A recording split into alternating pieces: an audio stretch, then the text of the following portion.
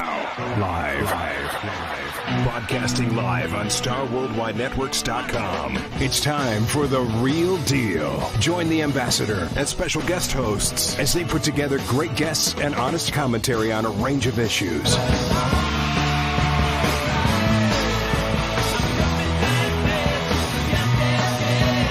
But one of their main topics will be preserving Native American tributes in sports team nicknames.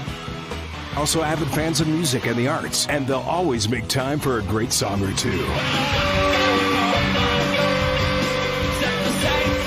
Now, it's time for The Real Deal.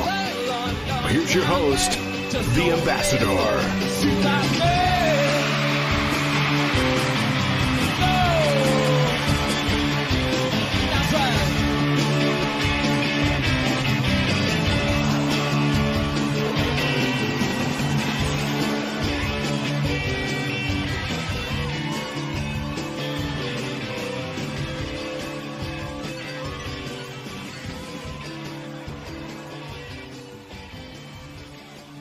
Welcome to The Real Deal, ladies and gentlemen, at the Star Worldwide Networks in the Camelback Towers in beautiful downtown Scottsdale, Arizona. And we are definitely off the reservation tonight.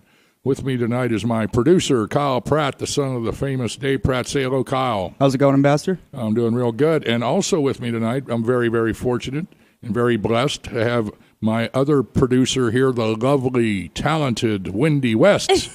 Hi, I missed you guys. Yeah, I missed you too. It's great to have you in the studio with us. Thank you.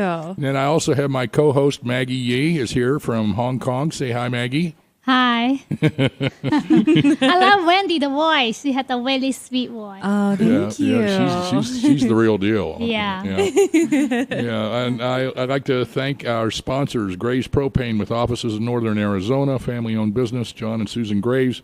Please buy your propane from Graves Propane. And my company, UMate International, HUMATE.com. We produce minerals for organic agriculture up in Gallup, New Mexico, and we ship them worldwide. Our biggest customer is the Dole Food Company, and they use it on their plantations for pineapples, mangoes, flowers, bananas, you name it.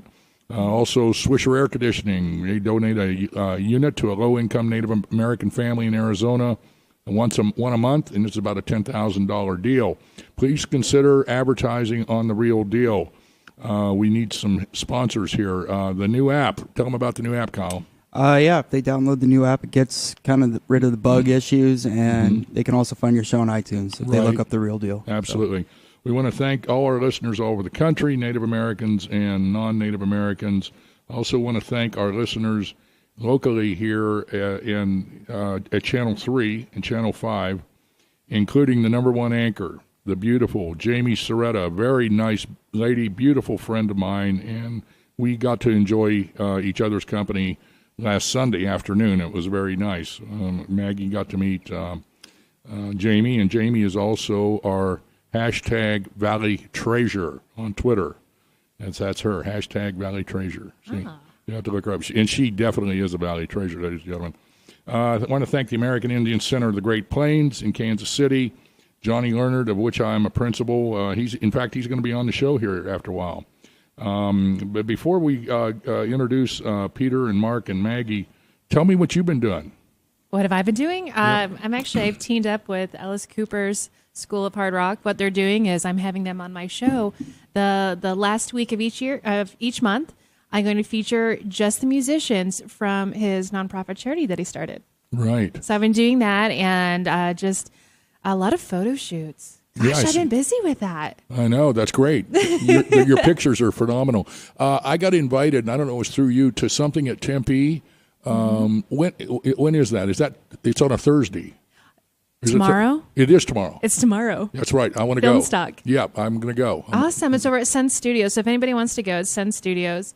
And that is in Tempe. It's an amazing, amazing center where you can actually film your movies. You can premiere your movies. They have Arizona's largest green screen there. It's like this whole room is all painted green. It's just amazing. It's 7 to 9. Yeah. Yeah, I'm going to go. I'm going to take Sweet. Maggie over there. Yeah. All right. Yeah, we're going to go to that tomorrow. Sounds good. I'm looking forward to do it. Okay, yeah, we're going to do that. I love your accent. That's so cute. Oh, my God. You could just like come over and like whisper in my ear. Oh, yeah. And tomorrow we have a very important business meeting. Yeah. Phoenix. The Phoenix Symphony. Oh, I love going to the symphony. Well, she's not. We're not going to go to the symphony. They want her to be the artist of the symphony. Nice. Very, very nice. Oh my gosh, how impressive. I love it. They love my jewelry. Yeah. They looked at her jewelry, and it's just what they're looking for, the bling. Wonderful. Oh my gosh, congratulations. Yeah, go to make more money. Anybody happy hour. Yeah, she says, we'll make more money so Chief can go to happy hour. No, it's really cool. I mean, and I can see the potential of this, so they want I might have to borrow some for my next photo shoot. Yeah. Maggie, she wants to put some jewelry on when she's doing some photo shoots. Sure, you can come to, how can I say, Yellow Hall Resort Hotel. You can take whatever you want. Okay, thank I got you. lots and lots of jewelry there. Yeah? At the Yellow Horse Resort. Yeah. I love it. Yeah, I'll go check it out. I'm trying to think, when is my next photo shoot? I think I might have one next week or the week after that. I don't know. I can't keep up. Wendy, maybe you can to be my jewelry model because you're so beautiful. Oh, thank you. That would be an honor. Thank you. Yeah, that would be good. Yeah, I'm looking for someone to be model. Okay. I was thinking Michelle, the daughter. But you guys are awesome. You guys beautiful. Oh, thank you. Yeah, but that's going to be a big deal tomorrow. They invited her down, and they looked at her jewelry, and they said, would you consider being an artist with the symphony? Yeah. And so they asked me, they says, how will she get here? And I says, well, I'll drive her down because she don't drive. I've been teaching her how to drive. Oh, that's scary. And that's a real challenge. Wow.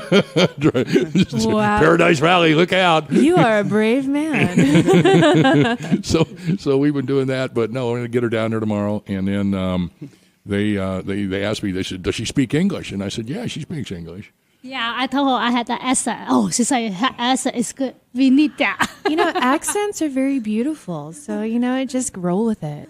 Right. Wow, thank you. You're so sweet. I try to learn. But I know that will be accent follow me forever. Well, that's your nationality. Yeah. And she speaks Cantonese and Mandarin. Oh, wow. Yeah, she speaks them both. Je parle un peu français. Yeah, I don't speak French. Oh, you don't? Okay. No, but that's beautiful. French and Spanish. It's really difficult to learn fast. I had, how can I say, I went to the class. Okay. I get up. So difficult. How can I say, the word is very long. Yeah. Really difficult. Was it? Yeah. Yeah, really. You learned to speak English in Hong Kong? No, it's in mainland of China, Shenzhen. The setting is next to Hong Kong. Wall Street is American school. Very cool. Yeah, the teacher is a foreigner. Really? And you must know how can speak English because the teacher is a foreigner. Nobody's speaking Chinese. You need to talk anybody's English. So make me talk any day. Right. Yeah. That is a great way of learning a new language is just complete submersion. So your teacher only speaks English, so you have no choice. I love that. Yes, it's a very good environment. Well, when I was growing up, when I was 7 years old, my family moved from Maryland to New Mexico. Mm-hmm. So the school I went to, all of the kids were Navajos. 90% of them were Navajos.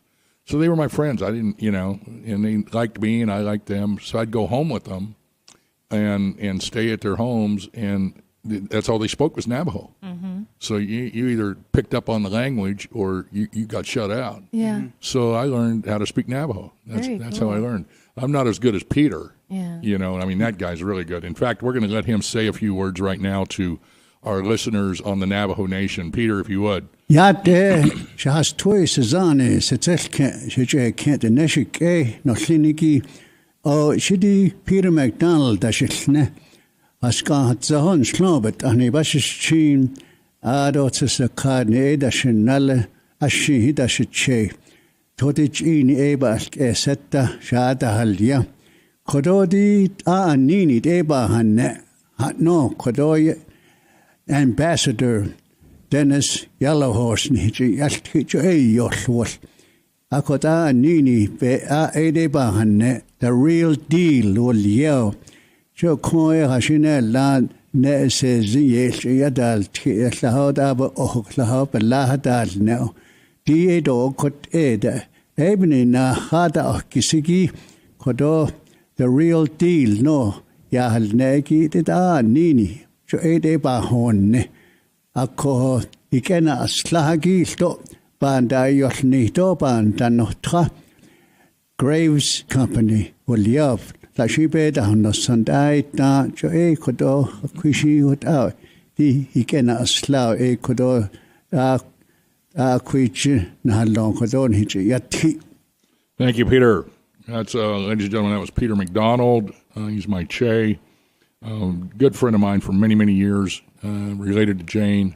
He was the 4-term chairman of the Navajo Nation. He was the chief, but he was also a Navajo Code Talker, and he is the president of the Navajo Code Talkers. I think there's only like 16 of these guys left. And we were fortunate enough, when he comes down here from northern Arizona, which he did last February, he said, I'm freezing like hell up here. He said, can I come down and stay? And I said, yeah, sure.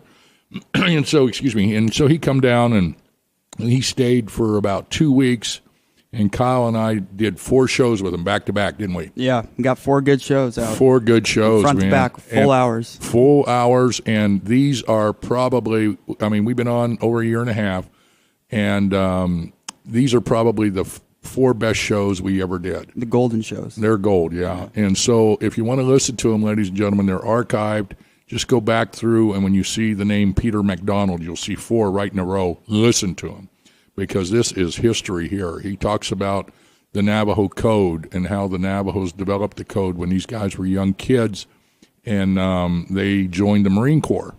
And they had no idea that the Marine Corps was going to ask them to develop a code using the Navajo language, because the Japanese and the Germans were breaking every code that was coming out. And so they said, yeah, we'll develop a code, but they said you can't tell anybody about it. And so they got them all, and this was in Camp Pendleton out by San Diego, and they put them in a barracks out there, a separate barracks. And then these kids, they were about 18, 19 years old, and they developed this code with the Navajo language, because at that time the Navajo language was not written. And so what they did is they took our alphabet, and they would take the first letter of our alphabet, which is A. So they said, well, what should we use? What would the Navajo word be for A? So it was the Navajo word for apple. And then they said, okay, now we go to the letter B. And they says, what's the Navajo word for the letter B? And they said, well, we'll use the Navajo word bear, which is shush. And then they used the letter C, which is the Navajo word for cat, mussy, and on and on and on. And it was just a great story. I mean, he had books in here, and he sells his books, and he's just he's a living legend. And those shows are gold. They're golden shows, and try to listen to them, and you'll get a really good education. And if you're teachers or historians, you ought to play them for your students or your friends, because you won't hear anything else like it. I'm telling you right now. The guy actually worked for Howard Hughes. That was an incredible story. He was an aviation, an electronics guy for Howard Hughes on Hughes Aircraft, and he did some wonderful things with Howard Hughes. But the guy's just got a wealth of knowledge. He's a great man. I talk to him all the time. Talked to him a couple days ago. And these guys aren't going to be around forever. So if you want to get involved with the Navajo Code Talkers, get a hold of yellowhorse.us, and I'll put you in touch with Peter McDonald. He also does private speaking engagements. And he doesn't do as many as he used to, because he's really getting up in age, and he has to have somebody go with him. But he's been out on the 50-yard line of the Tennessee Titans football game. I was there with him. Jane and I were there. He was also at the Oakland Raider game. He was up at the New York Stock Exchange ringing the bell. He's done some really cool stuff. And General Motors had him up in Detroit speaking to their employees and telling them about the Navajo Code and the Navajo Code Talkers. And he's quite an interesting guy. And I'm just very, very fortunate in my life to meet a guy like this and become really good friends with him over the years. So with that being said, I'm going to go to our next speaker. He's a good friend of mine. He's a business associate with Jay Stryker. Him and I are out of New York. And Jay Stryker is a Wall Street firm that has offices all over the world. And we help them do some things in Indian country with clients that they have in China and different parts of the world. And he's a good friend. He's traveled the world himself. He speaks fluent Spanish, and he's going to address our listeners in Spanish that are in northern Mexico and South America, also in New Mexico, and in the tribes in California who have lost their language, and their primary language of choice now is Spanish. So he's going to say something. Claro que sí, don Dennis. Nuevamente, bienvenidos a nuestra audiencia de hispanoparlantes y a todos nuestros patrocinadores, Graves Propane de Flagstaff y YouMade Internacional de Gallup, Nuevo México, y a todos los radio oyentes a través de la nación y del Real Deal y nuestro anfitrión, el embajador. Great, thank you, Mark. So now we're going to have Maggie, who, as I said, is here from Hong Kong, and she moved here about a year and a half ago, and she is a famous fashion and jewelry designer in Hong Kong. She's got some very famous clients that are actresses and famous women in China and Hong Kong. So she's going to say something to we have a lot of listeners now that listen to our show from Asia and Hong Kong. Maggie, if you would. Thank you, Chief. 其实这个节目是说美国的印第安人的历史文化。Washington Post 访问所有美国的印第安人，他们的喜欢 Washington Redskins 这个名字，但是有的人想改变这个名字。切尼斯·王马先生为了保护这个名字和印第安人的历史文化，他本人做出了好大的贡献。我们也是期待你的参与和支持。切尼斯·王马先生还有出手有支图演叫优美，如果有需要请联系我的美国电话6025151073。Thanks so much, Chief, for having me on Real Deal. That is such my honor. Well, that's great, Maggie. Thank you for participating in our show every week. Thank you, Big Daddy. Big Here we Daddy, go. love me long time. No ticket, no rangy. That's why we're number one. That's right. Yeah. Now, before we Because these are real. That's a it's real not deal. fake. Yeah. I want to thank all the fans of the teams, and we got a lot of them. With the Kansas City Chiefs, Washington Redskins, Golden State Warriors, Atlanta Braves, Cleveland Indians, Chicago Blackhawks, for listening and honoring Native Americans by using their names. And we appreciate all the emails and all the feedback that we get from you folks all over the country every week.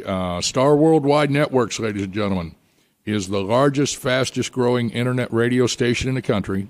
200 shows, 6 million listeners. Kyle, tell everybody why we're here. Because you're number one. That's right.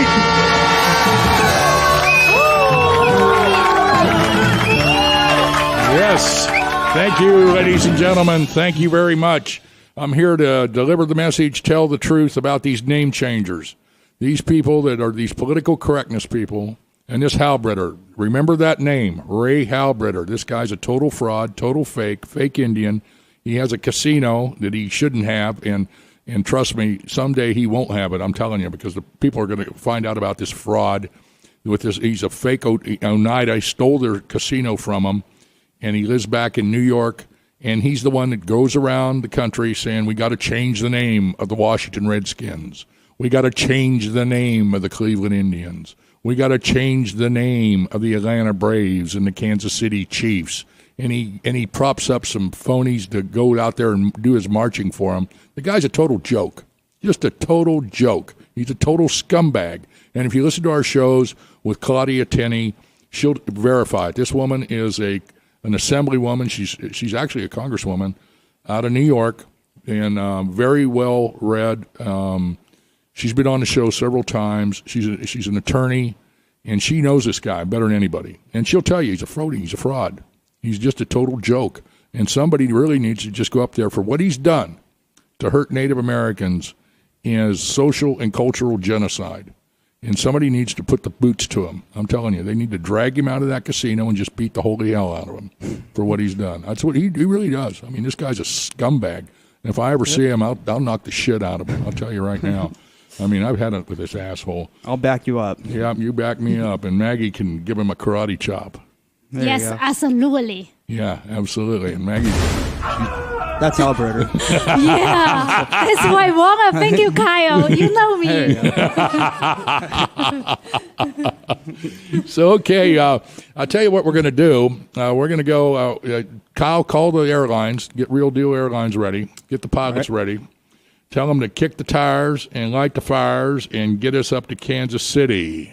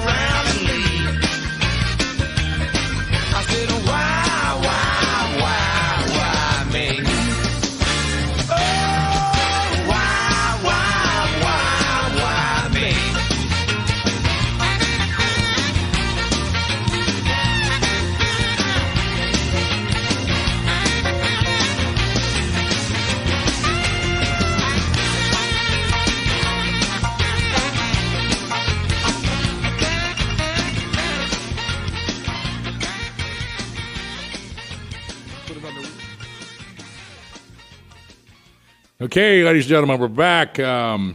We're in Kansas City, and we're going to be visiting with a very dear friend of mine here in a minute or so.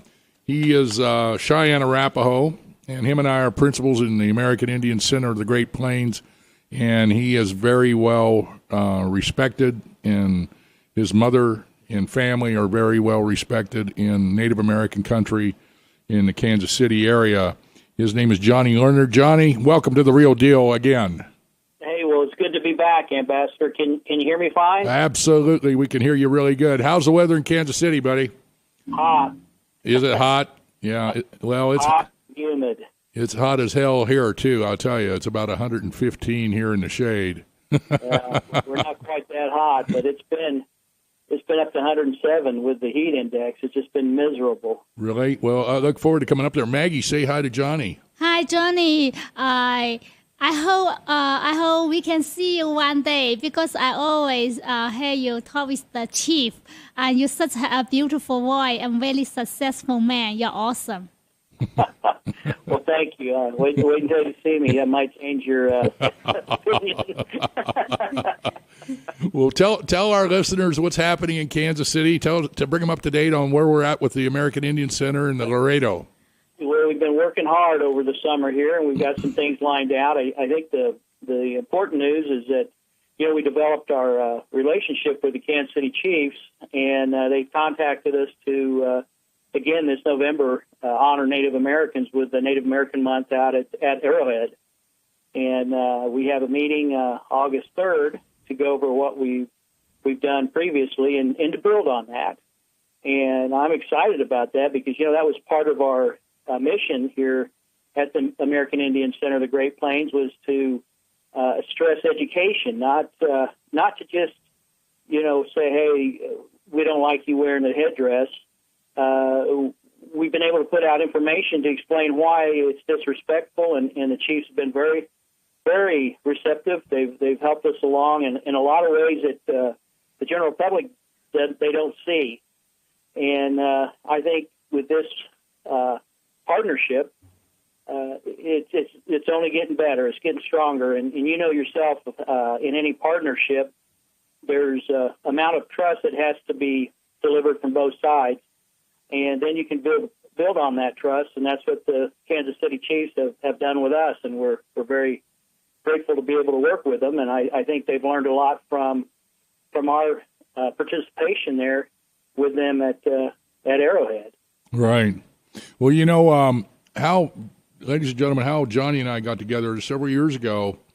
I got a call out of the blue from the Kansas City Chiefs, and they heard what I was doing to help defend the Washington Redskins, and they said, "Man, you and Johnny need to get together because what you've done for the Washington Redskins, he's doing for us for the Kansas City Chiefs." And I think it was Bill Chapin that called me, and that's how we hooked up. And pretty soon we were talking, and hell, now we talk 2 or 3 times a day, and we formed a relationship to take over the American Indians or the Laredo. And we have the American Indian Center of the Great Plains set up, and it's going to be a beacon in Kansas City, and it's right in the heart of the country, actually. And we're going to do a lot of great things. I'm telling you, we're going to be broadcasting our shows right up there, and Johnny's going to be my co-host, and we're going to rock it. I don't know about that. I think Maggie's a lot better than I am. Well. I feel really happy about that. Any day you call Chief, you say, "Hey, Chief, your boyfriend call you for Kansas City." I feel you are Chief the lover. The second lover, second girlfriend in Kansas City. I said, "Chief, are you gay?" "No, I'm not gay. Johnny just my business guy." Oh, God. This show's going off the rails, Kyle. Yeah. I love it. It would increase your listenership, I'm sure. Yeah, that's for sure. I jealous. I envy. Yeah, I'm joking. You're just joking, but no, it's great. And tell our listeners. And I wish I'm going to try to put the pictures up on the Real Deal of the Laredo. I mean, they're just phenomenal. This is a historical place. Tell our listeners about it. Yeah, it was built in 1903, and it was a Catholic girls' school. And if you're familiar with the Midwest, Kansas City at that time was home to the 5 largest lumber barons in the world. And so there was always a competition. Anytime a building was put up here in Kansas City, they would always go by and check on each other's projects, and then they would, badmouth each other, saying they're using poor building material. But actually, all those buildings around here that were built around that time are just solid as rocks because they had the best lumber. And back in those days, they had humongous trees. Unfortunately, by what they did to Louisiana by taking all their lumber, Kansas City benefited from it because a lot of these old buildings here are really well built, with lumber that you can't get anymore. Our trees aren't that big or that sturdy. And if you go through the Loretto, it's 110,000 square feet. We sit on 10 acres, and it has 44 offices, 45 apartments, a chapel, a marble entrance, and it's just beautiful. And if you look at all the wood, you will not see a knot anywhere. And along with the main building, there are also 7 other houses that come with the property, and it has parking for 380 people. So, and we're right slab in the middle of Kansas City, Midtown area, they call it. And right now they're leasing parking to KU Med because KU Med is just down the street. State line is like 4 or 5 blocks from here. And we get a lot of traffic through here. So it's a great location. A lot of people are familiar with the building, being from Kansas City. And there's a lot of people. It's amazing how many people come up and say, I went to school there, or my mom went to school there. It was a Catholic girls' school for some time, and then a Calvary Bible took it over. And so a lot of the architecture inside has that Catholic stained glass, that type of thing. But it's a beautiful building, beautiful. It is. Yeah, the pictures are just really, really nice. I mean, I was totally impressed, and I want to put them out to the Real Deal Facebook page because they're it's really a cool place. It's probably on the Historical Society, isn't it? It is. When I had one of the Travoy, who does a lot of work in Indian country, their vice president came over when I asked him if he'd been interested in sponsoring the Native American tennis tournament that we held here a few years back. And he came over and he had done some research, and he said, there are not that many, which surprises me. He said there are not that many Native American-owned historical landmarks. And I was surprised by that. And he said, there's a bridge that the Cherokee crossed during the Trail of Tears. There's Haskell Indian School is on there. He named a few that he said there's not very many, not like this, which I thought was surprising, to be honest with you. I thought we had a lot better than that. Maybe the only ones we have are Little Bighorn and those type of historical markers. Yeah. So, tell our listeners about what we talked about with the American Indian Hall of Fame. Yeah, the American Indian Hall of Fame.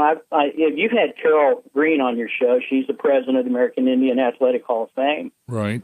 It was formed back in the 1970s, I believe, and it was housed at Haskell, and it's still there for right now. But one of my goals here at the American Indian Center is to get a permanent home, build one that we could all be proud of. And about 3 years ago, I talked to a group that was working on Kemper Arena. Now, Kemper Arena is where they used to play their basketball games there. And KU won a national championship back there in 1988. So this group was trying to put together what our mission statement called for, which was youth and athletics and that sort of thing. And so that deal kind of fell through, but then it was revived, and I've since talked to the Faust brothers, and they're the ones that are leading the redevelopment of Kemper, and we were invited to be a part of that, to have the American Indian Athletic Hall of Fame housed there until we can get a permanent building. But this place, amazing.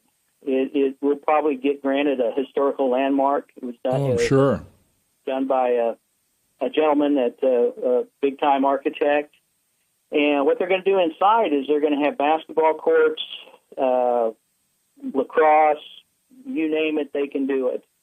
And we're looking at doing the top floor. It's in a circle, and it's huge. Right. It is big, and so they're going to start work on that in November, I believe, and they will be done, they hope, in about 12 months. So hopefully next November we'll have a grand opening with the American Indian Athletic Hall of Fame.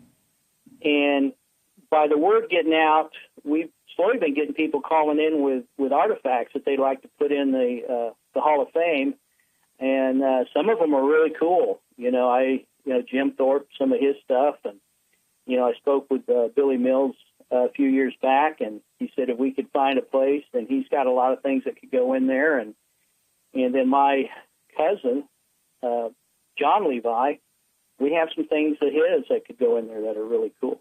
Well, you know what you should do too, as I told you the other day, Johnny Lerner's father was a famous artist. He was a sculptor, and you should get those molds and we'll recast them and put some of your father's art in there.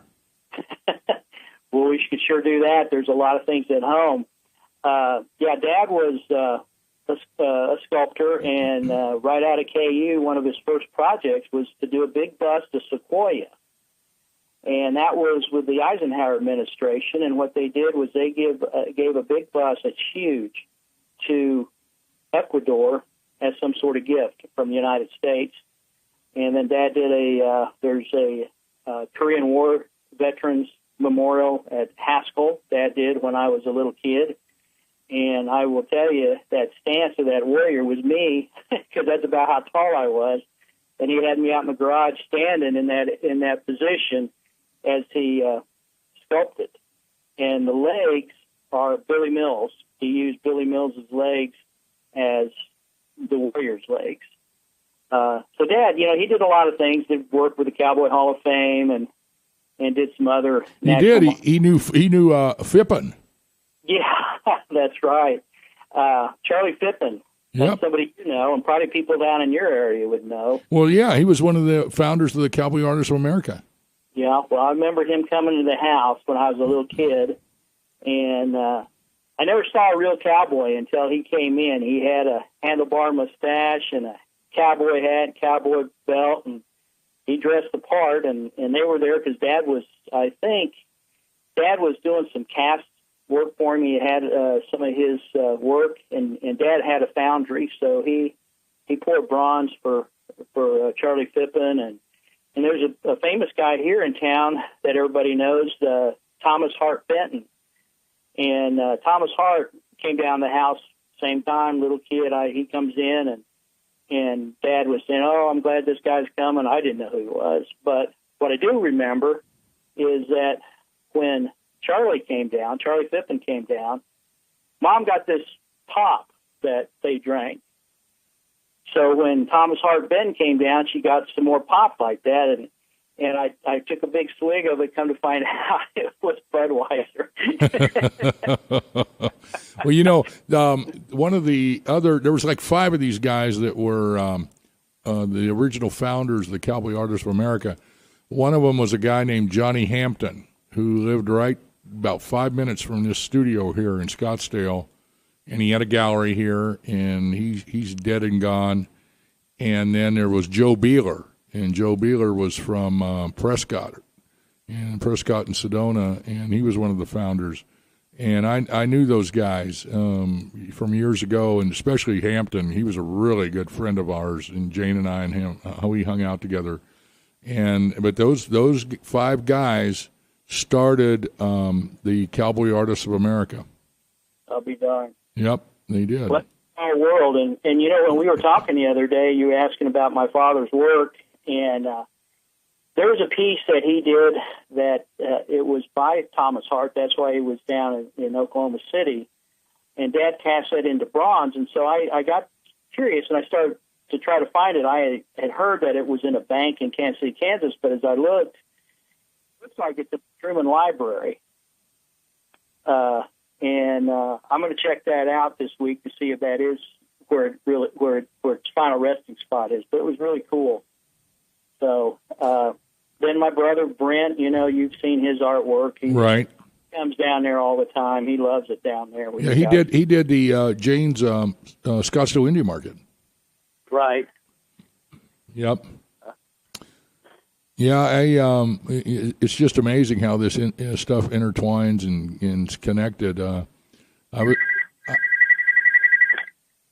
about that. Getting calls. I guess fans know I'm on the radio.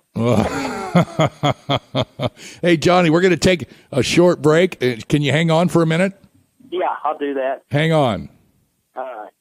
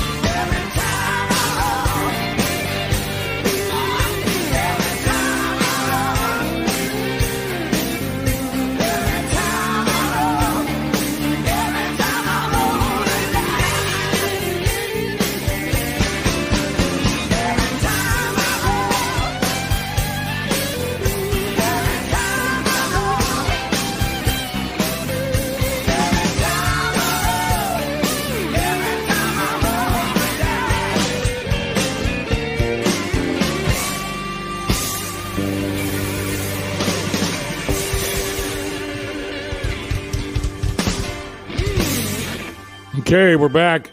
Hey, Johnny, tell our listeners, because a lot of them don't know, they know about Navajo, and tell our listeners the tribes that are there in Kansas and Oklahoma, so they can kind of get a feel of what who they are and where they're at and all that stuff, if you would, please.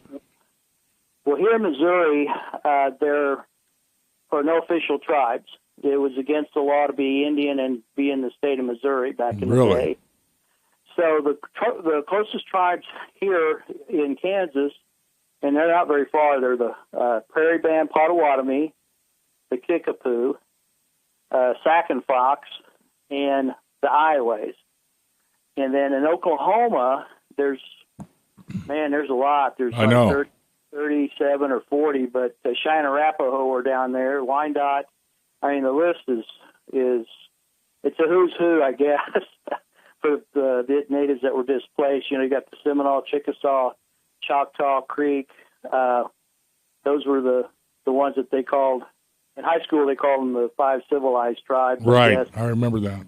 Because of they're easier to move. I don't know. Well, let me ask you this: as a historian, which I am not, in the beginning, do you think they all kind of spoke the same dialect or not? No, I don't think they did. I really don't know. I'll just be frank with you. I don't know. I know that the Cheyenne, Arapaho, and the Sioux were all Plains Indians, and so there was some, they got along fine. They could all speak and understand each other. But as far as like the other tribes that came in, I have no idea, because a lot of the tribes that are here now weren't originally from here. Right. They were displaced there. Yeah, they were moved here, and like the Kickapoo, I don't believe they were from here. I thought they were from Michigan. The Wyandotte, same thing. I don't think a lot of those tribes were originally from here. Iowas were probably from Iowa. I'm going to guess that. But we were from here. My tribe, the Cheyenne Arapaho, we were all through the Plains area, up through Colorado and Montana and the Dakotas, Kansas, Nebraska. I mean, we followed the buffalo. Yeah, that's right. So that I'm a little bit more familiar with them and what they're doing and what they did. My great-great-grandfather was Chief Little Raven and of the Arapaho, and he signed the treaty at the Medicine Lodge. And what was set Little Raven apart from everybody was that he understood the written English language. He could speak English, and he understood it. And one of the things that he always preached in our tribe was that after, as things change, it was important to educate our young in the ways of the white man, because that was going to be what was coming. Right. And a lot of people fought that, and I understand that. But here we are, in a new, probably 2 centuries removed, and we still are fighting our battles. Right, and then you have people like these political correctness people like Hal Ritter and them that want to promote their own agenda, but when they're trying to do that, they're taking away from Native American culture. Where you come from, where Navajos come from, and these names are bad. Don't honor Native Americans, and to me that's just asinine.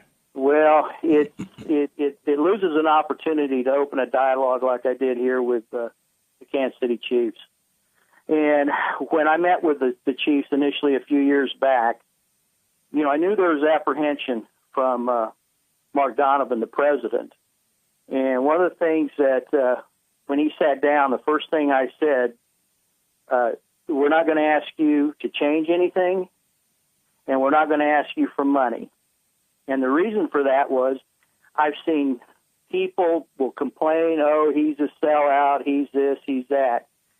And I don't want that coming back because what I want to do and what I think the Chiefs want to do is more important than the dollar sign. and what's important is to educate America about Native America, about Native Americans, about their culture, about what's disrespectful and what isn't. And I the other night I was watching the Democratic convention, and I watched President Clinton, and one of the things that he said, which is really true, he said, it's easy to sit up and make speeches and talk and everything. The hard work is getting it done. And right now, what we're doing, we don't get a lot of praise or it's not out in the spotlight, and I'm not out making big speeches, but we're making a change, and it's subtle, and change is hard, and it's not easy.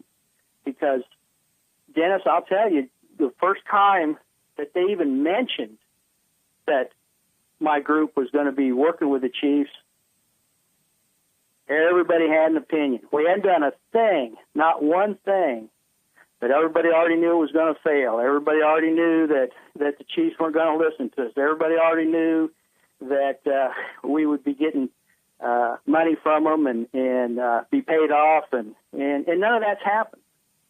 None of that's happened. The Chiefs have been really respectful, and we've been respectful of them because it's a business. And there's been a lot of give and take on both sides, but we work together, and we try to solve problems, and we look for solutions that will benefit everybody, not just one side or the other. And that's always been my complaint, or I guess not a complaint, but my question to the other group, that what does Native American gain by that? How do we win, and how does everybody benefit from changing the name? Yeah, it's like we said before, what's the end game? I've always asked that, and I've asked that of tribal leaders that I've come in contact with. I've asked people that are with that national, what's the National Congress of American Indian, I've asked them, I said, what's the benefit? And they come up with all these old ideas that, it causes our kids to commit suicide, or it causes that one really pisses me off. And if your child is that bad off to where he's thinking of killing himself, we're not back in the 80s where this argument comes from. We're in another century. You need to get him and your family to a doctor and find out if he can be helped in that way. Well, I've had Gail Jacobs. She's she's in education, and she's a psychologist, and she's got all these degrees, and including with indigenous people. And she sat here in the studio with me 3 or 4 months ago, and I told her the same thing, and she just looked at me, and it totally blew her mind. And she said, "I want to see the data. Well, show me the data that these kids are actually that these names are contributing to teen suicide amongst Native Americans." That could have been back when. I mean, I grew up when they started the name change, to be quite frank. Mom, when she was chairman of Cheyenne Arapaho, she got with her people. Harjo was involved. And they went, and I understood that then. We just got empowered. Indian Empowerment Act had just happened. We were getting to vote because of the voting rights in 65. There's a lot of things that were happening in Indian country, but that's already happened. And so here we are, almost 2 decades into the next century, and we're still using the same old yardstick that they did back in the 80s. Now, one of the things that I think is we should ask Native Americans. We should get out and, just like the Washington Post, they did their little story, and it showed that 90% of real Native Americans don't care or don't have that opinion. And I could have told you that because I know a lot of natives, and they don't care. They could care less about that. And the studies that this one gentleman wrote, my documentary from 1997, I'm thinking, that's almost 20 years ago. A kid born in 1997 is already of voting age, and a lot of things have happened. Well, and then you got guys like Halbritter that are actually, and I've seen it. It's on the archives at the in Sacramento at the State of California Educational Committee, where he waltzes up a psychologist, whatever the hell he is, and this guy gets up there and he's total bullshit. And he gets up there and says that there's definitely, I've done these studies, and he's all being paid by Halbritter that these names contribute to teen suicide amongst Native Americans. Well, I mean, it's disgusting. I would like to see what's going on right now, because I know that there are a lot of natives. They're proud to be wearing that redskin jacket. They're proud to be wearing stuff. I know they are. I see it all the time.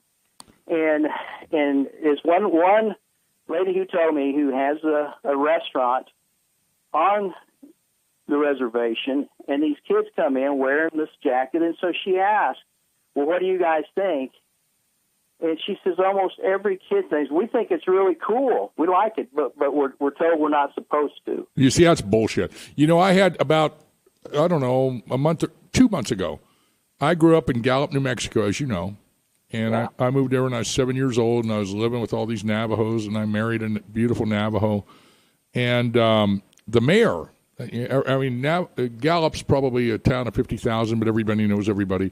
And the former mayor come on my show, and we called him in, and he told me, and I had him say it on the air because he told me up in Gallup. He said, you know, at the mall, they have a mall in Gallup, and they have a sports store in the mall, where you can go in this mall and you can buy shirts and jerseys with every team, Steelers, Redskins, Chiefs, all of them, Cowboys. And he said the number one, all the sports stuff that goes out of here, the number one is the Redskins, and he said the number two is the Chiefs. And 90%. Maybe not 99, between 90 and 99 of the customers that go in there into Gallup, New Mexico are all Native Americans and mostly Navajos. Well, you know, the other thing, Dennis, I've seen Cleveland Indians. You know, I've seen people walking around with that baseball cap on at at some of the events at Haskell, and they're Native kids. They're wearing it, and I just, you know, I don't know. It's the problem is it's disconnect with the majority of people. It's a disconnect, and I'm not going to badmouth Halibret or any of those guys because they think they're doing a service. In reality, they don't understand they're doing a real disservice to Native Americans. They are doing a disservice. But he put his money towards helping some of these tribes that do have some real issues instead of flying everybody around to protest. You know, I watched that thing that was down at your neck of the woods at your, there's a museum down there. Yeah, the Heard Museum. Heard. And I watched that. Not one person spoke out in favor of keeping those things. And it just seemed like it was so oppressive. I'm the victim. Poor us. We need to change that, and everybody will be happy. And it does. Life's not that way. Well, the real truth about that is the director of the Native American Museum of the Smithsonian was the one that orchestrated this, and Halbritter has made a $1 million donation to these guys. Yeah. So, I mean, it's all about the money. Well, it is about the money. And, in fact, one of the discussions I had with this one lady that's aware of what's going on, the Redskins set up that American, called? First American Foundation or something. Yeah, their foundation. So they go out to a tribe, and the tribe contacted them. And so they were going to give them $250,000 to do something on the reservation. And as I understand it, and they were going to support the Redskins. But from what was told to me, and I can't say this is a fact, but they said that Halliburton and his people came in and offered him $500,000 to go against the Redskins, and so they took the money. Yeah, no, I wouldn't doubt it. I mean, this guy's a total thief in the night. I mean, who's really a? It's about economics, and I'm not going to fault anybody trying to better themselves. No, I'm not either. But at the same time, I'm not going to allow somebody like Halbritter to promote his own agenda at the to try to take the Native American culture out of the American mainstream. Yeah. For his own personal benefit, to pat himself on the back and go walking around. I'm the one. When he goes to the big gaming casino meetings with Naga. Hey, I'm the one. It's Halbritter. I'm the one that got the names changed. Yeah. Well, I've questioned some of the things that have happened over the years. One of the things that kind of got me thinking was years ago when I was growing up. Squaw, and you've heard the term. Yeah, Squaw Peak. We have it right down the street here. I was under the impression from Mom and Dad and everybody, squaw meant woman from the Algonquin term. Right. But now it means vagina. That's bullshit, in my opinion. And I didn't know that until my brother Brent told me that, and I go, what? And he said, yeah, that's what Mom's saying. Well, this was like around 1989, 90, right around that time. Well, then I see that I looked it up. I wanted to find out. And on Oprah in 1992, Miss Harjo went on and told everybody that's what it was. And so from that point on, that's what it's meant. So if it's that easy to take a word that meant woman and make it another meaning, then I don't see what the problem would be to take Redskin and give it a different meaning that meant noble warrior. No, I sat with some people, and these people are from Washington D.C., and they said it don't take much to get the Webster dictionary to change the meaning of a word. And I think it's a submittal process, and they actually told me that. And I was at a dinner, and they told me, they said, yeah, it's no big deal to change. You could say, well, the name Redskins means this, or the name Squaw means this, and then you can have people that'll write in and say, no, in our opinion, the word Squaw or Redskins means this, and the Webster dictionary. I mean, I don't know how they define this stuff, but it don't take much to have them print what you say in your opinion, what that word means. Right. And I mean, it's very arbitrary. So, I mean, you could say, well, hell, I hate that name, or I hate the name Scottsdale, and this Indian School Road over here that I'm looking at, it just offends me. I mean, it's just ridiculous. Here's the thing. If we did that, do you think those kids that are committing suicide out there, if all of a sudden Redskin meant a noble warrior and they're out killing themselves over that? I don't think so. Yeah. This is a very simplistic way to look at it. Right. But I think that there is a way to where everybody benefits. Well, it's education, like you said. Well, education never hurt anybody. Nope. Johnny, I'm at the end of the road here, but I'll call you here in a little bit, or I'll call you tomorrow. Yeah, tomorrow will be fine. I've got some people here right now. Okay. Well, thanks for coming on. You're always a great guest, and Maggie and I enjoyed you. Say goodbye, Maggie, and don't say anything else. Yes, I will. Looking forward to see you one day, Johnny. You too. Take care. Okay, take care. Bye-bye. Have a nice evening. God. Okay, ladies. Hey, Kyle, do we got one more in the queue? We do. Tee it up.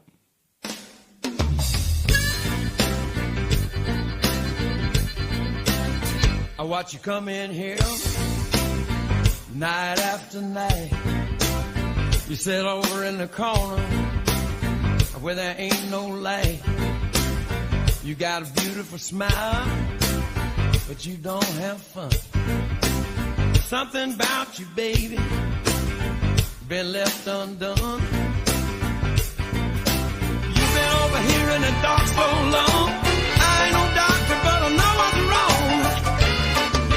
You never been rocking up, you never been rolled just right. You out tense and nervous, you know, honey, you too uptight. You never been rocking up, you never been rolled just right. My time is your time, baby, and baby, I got all night.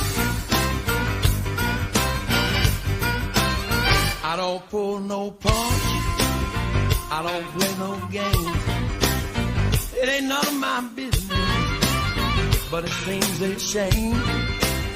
Now I can't hold back, I got to speak my mind. You look like a woman that needs a real good time. You've been over here in the dark so long. I ain't no doctor, but I know what's wrong. Never been rocking up, you never been rolled just right. You all tense and nervous, honey, you too uptight. You never been rocking up, you never been rolled just right. Now my time is your time, baby, and baby, I got all night.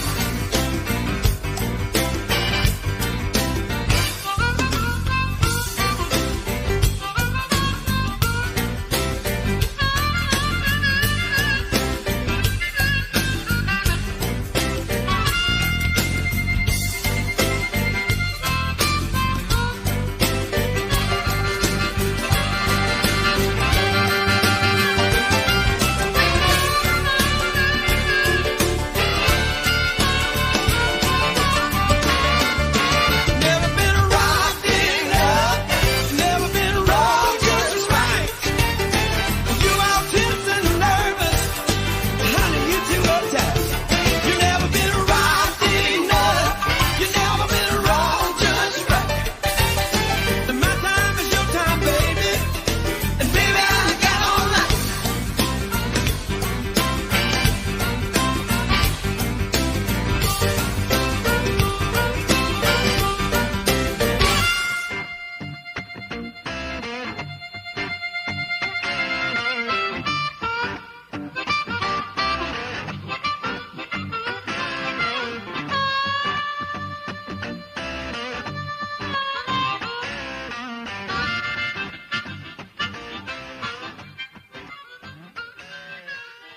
Okay, hot damn, that's rock and roll, Kyle. You always play some good music. You better believe it, baby. I am the rock and roll star of the Star Worldwide. Okay, ladies and gentlemen, thanks for listening. We had a hell of a show, right, Kyle? Oh, as always, yeah. Had Wendy in and out, and then we got Maggie from Hong Kong. Mm-hmm. Say goodbye, Maggie. Oh, I see you guys next Wednesday. That's right, next Wednesday. Thank you for having me. You're welcome. And we got a big day for you tomorrow with the Phoenix Symphony. Okay, in closing, I want to thank all of our people in the armed services here and abroad, protecting our country, and also our men and women in blue. Mm-hmm. You know, our police officers, our first responders, and when I see this stuff with this Black Lives Don't Matter or Black Lives Matter, I mean, it just pisses me off. It does. Yeah. You know, because all lives matter. You know, and it just really offends me because I believe in law and order, and I respect the police. I respect our firefighters. I respect our people in the armed services. And when I see somebody try to hijack, it's the same thing as these name changers. They're trying to hijack Native American culture and for their own personal benefit. And these Black Lives Don't Matter are saying, or Black Lives Matter, whatever the hell they are. They're saying, you know, we're being persecuted, we're being offended, and you know, you can go out there. The police do a good job. They do, I mean, instead of segregating by race, I mean, we're all one race. We're all one race. Human race. We're Americans. We're the human Americans. race. We're the human race. And so that's the bottom line. You know, get a grip and don't try to. In the media, the liberal media is to blame because they just bullshit it, spin it, and juicy, and make it look bad, make everybody look bad, make this a real good deal, and it's all bullshit. Yep. Total bullshit. And it really upsets me that we have to sit here as Americans and listen to this crap. Because, and that's what's good. That's why this radio show is number one, because we tell it like it is. We don't hold back. We don't give a damn. We'll just tell you like it is, you know, and we're here to tell the truth and deliver the message.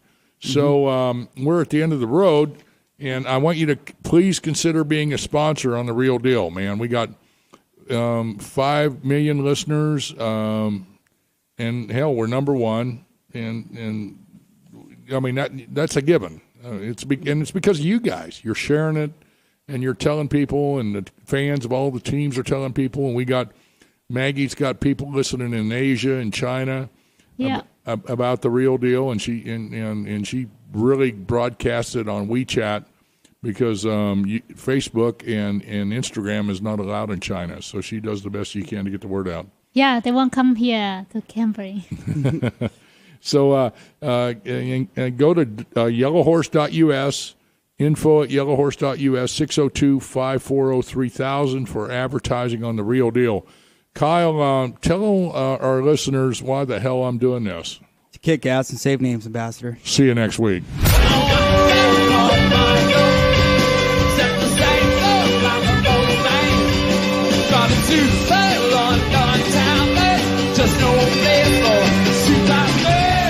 Thank you for listening to The Real Deal.